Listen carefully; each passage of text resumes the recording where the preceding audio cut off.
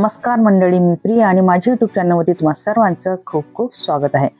आज आपण बोलणार आहोत एक अशा मुलाबद्दल, एका अशा प्रसंगाबद्दल ज्याने सध्या सोशल मीडियावर वादळ उठवलं आहे। नाव आहे इशित भट्ट आणि प्रसंग आहे कौन बनेगा करोडपती, म्हणजेच आपलं सगळ्यांचा आवडता शो केबीसी। आता घटना नेमकी काय घडली? केबीसीच्या एका भागात इशित नावाचा 10 वर्षाचा मुलगा स्पर्धक म्हणून बसला होता। अमिताभ बच्चन, हो तोच महानायक, नेहमीप्रमाणे प्रेमळ, शांत आणि मार्गदर्शन करणारा सुरात त्यांच्याशी बोलत होते। पण अचानक इशित म्हणाला, मुझे रूल्स में समझाने बैठना, मुझे सब पता है। आणि इथे सुरू झाला सोशल मीडियाचा ज्वालामुखी।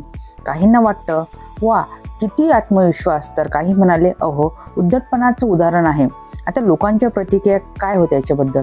ट्विटर, इंस्टाग्राम, फेसबुक सगळीकडे एकच चर्चा। कोणी म्हणालं आजकालची मुलं मर्यादा विसरली आहेत, तर काहींना त्याचं समर्थन केलं। काही जण म्हणाले तो फक्त आत्मविश्वासाने बोलला, चुकीचं काय आहे त्यात? गायिका चिन्मयी श्रीपाद यांनी तर थेट ट्रोल करणाऱ्याला सुनावलं, तो लहान आहे आणि तुम्ही मोठे लोक त्याला चेष्टेचा विषय बनवता, हे बरोबर नाही। या संगीतकार कौशल इनामदार यांनी म्हटलं, इशितचा आत्मविश्वास प्रेरणादायी आहे, पण तो अति ठोकताळा वाटतो। म्हणजेच लोकांची मते दोन टोकावर विभागली आहे। आता समाज आणि माध्यमांची भूमिका काय आहे?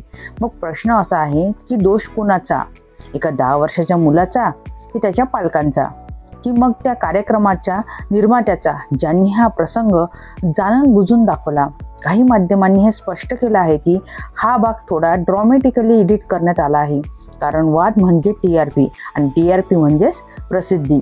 पण या प्रसिद्धीच्या शर्यतीत आपण विसरतो त्या मुलाचं मन, त्याचं आत्मभान आणि समाज त्याला कसं पाहतोय ते। मित्रांनो, आत्मविश्वास एक सुंदर गोष्ट आहे, तो आपल्याला पुढे नेतो, भीती घालवतो। पण जेव्हा आत्मविश्वास मर्यादा ओलांडतो तेव्हा तो उद्धटपणासारखा भासतो। आपण प्रौढ लोक म्हणून त्या मुलाच्या वागण्यावर न्याय देण्याऐवजी थोडं विचार करूया, आपण स्वतः आपल्या मुलांना काय शिकवतो? आदर, संयम आणि शहाणपण हे गुण आपण वाढवतो का?